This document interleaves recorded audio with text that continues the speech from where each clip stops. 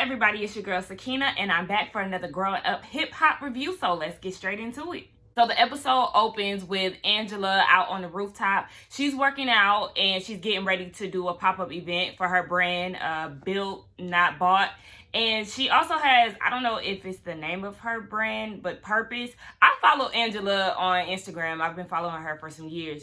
And she always posts about the Purpose thing. I don't know if it's an app or what, but she's getting ready for that. And she mentions Vanessa and how she wants to get her up there. I guess that's where they work out at. So she wants to get her up there and wants to figure out a way of how to make Vanessa comfortable.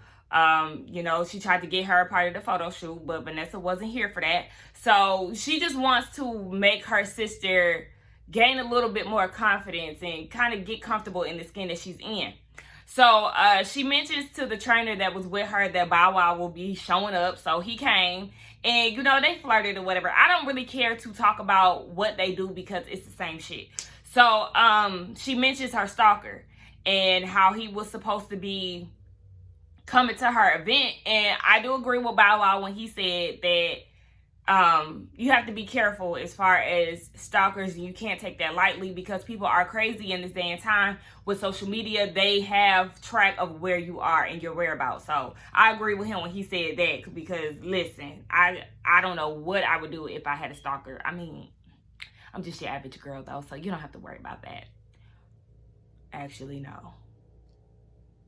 I do still have to worry about that. Okay, Vanessa meets with Reverend, her dad, and she's still talking about how she's so self-conscious, and he says that she looks beautiful. She's not fat, but again, just because you feel like that, she doesn't feel like that. And she does look amazing. We all think that she looks amazing. That way it looks great on her, but this is something that she's not used to, so it's real uncomfortable for her. She feels like it's a lot of pressure in the industry that she's in. She's in 2 shows right now. Mahogany, I think it's on that streaming service. They always advertise it on YouTube. I want to download it and see what it's about.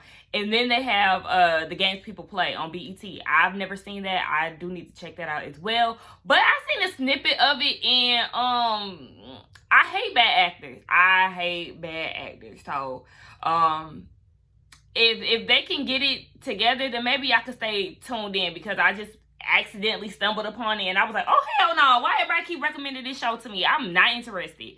But anyway, support black shows, right? Reverend was like, I'm big, and in the industry I'm in, who doesn't want to be like LL Cool J, with the banging body? But at the same time, it's not interfering with my performances or anything like that. And Vanessa's like, okay, well, that it kind of interferes with, it's a double standard to women compared to men. And he says it's not, but it's like, listen, Reverend, yes it is, and it. You've been in this industry long enough to know, sir. But Vanessa doesn't want to put so much pressure on herself, and she feels like she needs to stop judging herself. I agree. She just got to relax a little bit, just take some time out for yourself, kind of block out all of the noise as far as, the images around you, and really focus on yourself and get familiar and acquainted with yourself so you can be a little more confident and not come off so insecure. Now, she mentioned the people on her Instagram making comments about her, and that is disgusting as hell. The fact that people feel like they can come on your social media and purposely troll you when it comes down to your insecurities, that's fucked up. It's some crazy, sick ass people in this world. I did not like seeing that, because y'all already know how she feels, and she doesn't even look bad. And the fact that she's letting these people get in her head that's really sad, because they're doing that purposely. And she talks about how she went to the consultation for the liposuction, and she gets emotional while she's there because the doctor is pointing out all these different areas that they would be sucking the fat out in, and she didn't know that it was that bad. Now, the doctor could be saying that to get some extra money. You never know. You know what I'm saying? So it's like, you got to take that with a grain of salt, They talk about the beef that she's having with Angela right now. Reverend is like, look, you got to tell her up front, straight up, like, Angela, I'm not comfortable with that. Because the moment that you say that you're not comfortable with that and compare yourself to her, she's going to eat it up. And I was like, damn, well, basically, her dad knows that she's like, I don't want to say conceited, but he knows that there's a competition between them. And if Vanessa keeps showing her weak side, then Angela's gonna feed off of that and, you know, hold herself up higher. So you gotta kind of just let her know, We get another one of these scenes where they're doing like this kind of video cam type conversation, like they did with Egypt and Sam last week. TT was talking with her mom, and she was just saying how, you know, she's a control freak and she doesn't know what's going to happen between her and Sean and the pregnancy and all of that. Her mom was like, look, you can't be in control all the time. We know you want to be married. You don't want to pressure him about it, but you want it to happen. And then she said that she watches his bank account transactions. Girl, that's too much. That is too much. I hate girls like that. If you want to get married, of course, make it known, but do not pressure the man. And then you're obsessive to the point where you checking his bank account. Sis, that's crazy. I don't like that. Stop it, because really it is pathetic. I know you want it, but at the same time, if you was not trying to get pregnant, then you should have been on birth control, or you should have been watching your ovulation calendar, whatever the case may be. Like, there was preventative ways, condoms, all of that, for you not to get pregnant. So it's just like, chill. It is what it is. You pregnant now. It's here. You want to get married, let it happen when it happens. She then mentions that she had a conversation with Egypt, and that Egypt is opening up about how she really feels about things, and she sees Egypt being herself. And her mom was like, yeah, we got to bring her back to her old ways. I don't want her feeling like she has to be aggressive in order to be assertive. And everybody keeps saying that, like, you know, you don't have to put your hands on people to get your point across. And then they talk about Sam. TT is not inviting him to her baby shower. She don't want nothing to do with him. She stands very firm in that. And her mom is trying to get her to bend a little bit. But I'm like, girl, no, Miss Marlene, or I'm sorry, whatever her mom, Miss Bev. Like, no, you cannot pressure that girl to make it right with Sam. It's like she said, you're not about to talk about me, not only talk about me, but talk about me on national TV making up lies and feel like I got to kiss your ass, or feel like I'm just going to forgive you like that. Like, no, it don't work that way. And I agree. She does not have to have Sam in her life. Don't nobody have to have nobody in their life if they don't want to. So that whole family shit, he ain't her family, so she ain't obligated to make it right with him. JoJo is at the house making breakfast for his family. His daughter is team him when it comes down to the breakfast. JoJo talks about Angela Stalker and how he's supposed to be at the pop-up shop. He's reached out to people on her team, letting them know that he will be there. And he's also reached out to JoJo in his DMs a few times. So he wasn't surprised when Angela brought up the fact that he has been stalking her. JoJo wants to protect her. And then he also says he wants to address him, you know. And I feel like that's admirable. You know, you gotta, as a brother, protect your family, protect your sisters. And regardless of whatever, that's what he's supposed to do. You stand up for your sister. She ain't got no man or whatever. And even if she did have a man, it's up to the men in her family to be there for her. Bree and TT meet up at the baby shop. TT talks about how she doesn't like all the chaos between her family and the fact that she's pregnant. It's a lot going on.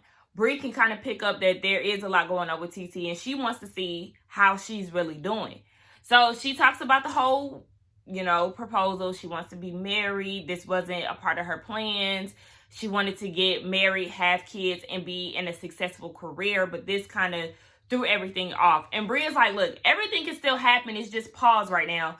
Hire you a nanny or whatever when the baby drops, and continue on, just like the white women. And yeah, like, don't let your baby be the reason why you don't pursue your dreams. Like, you can still have both. You can be a great mom and you can have a good career.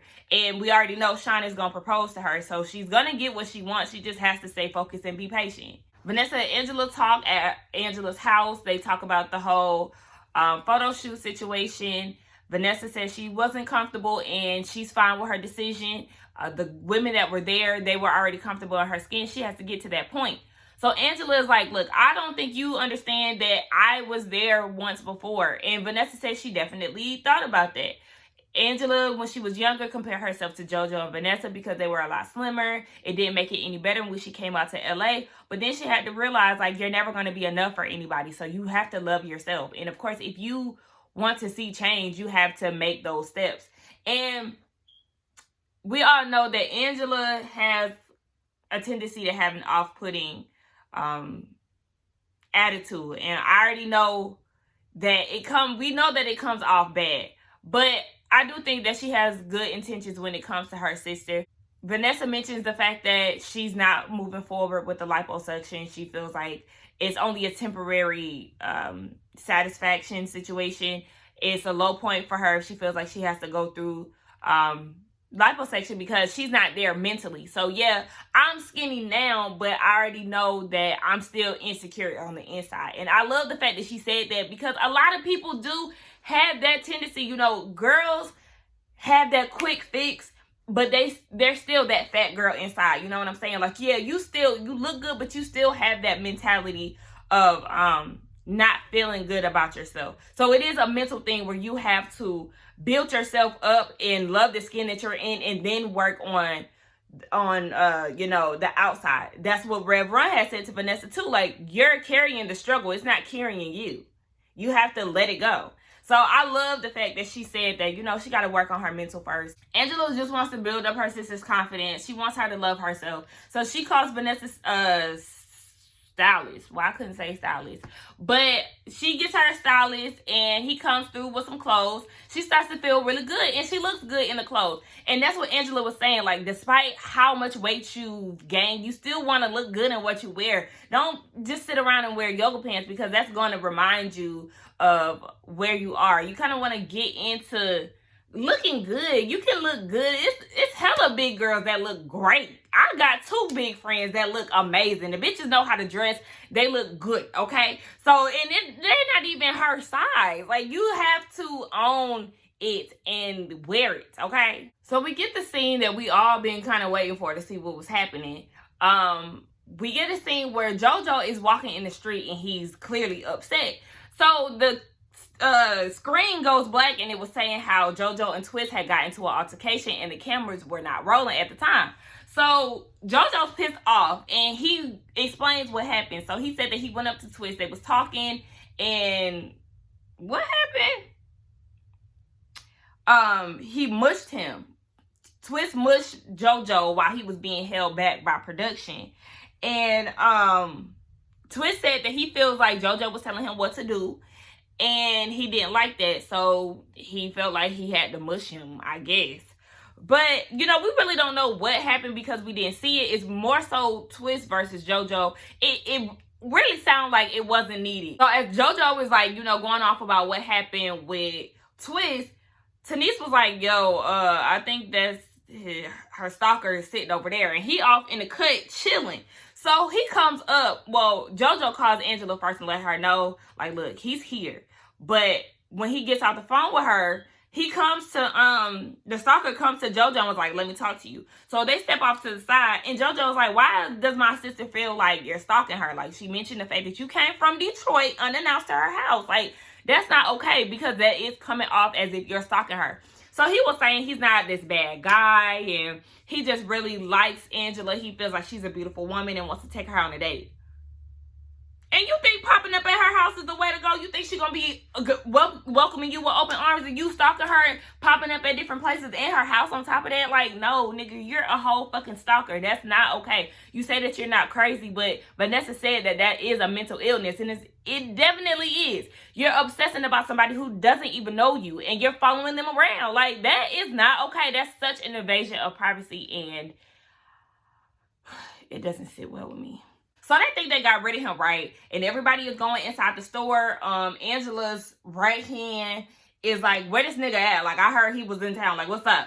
But he wasn't there, so they thought. So while they're in the store, this nigga is sitting down in the back. Like, oh my gosh. There is no way. Like, this nigga is crazy. Now, mind you, I told y'all I don't really like to say that.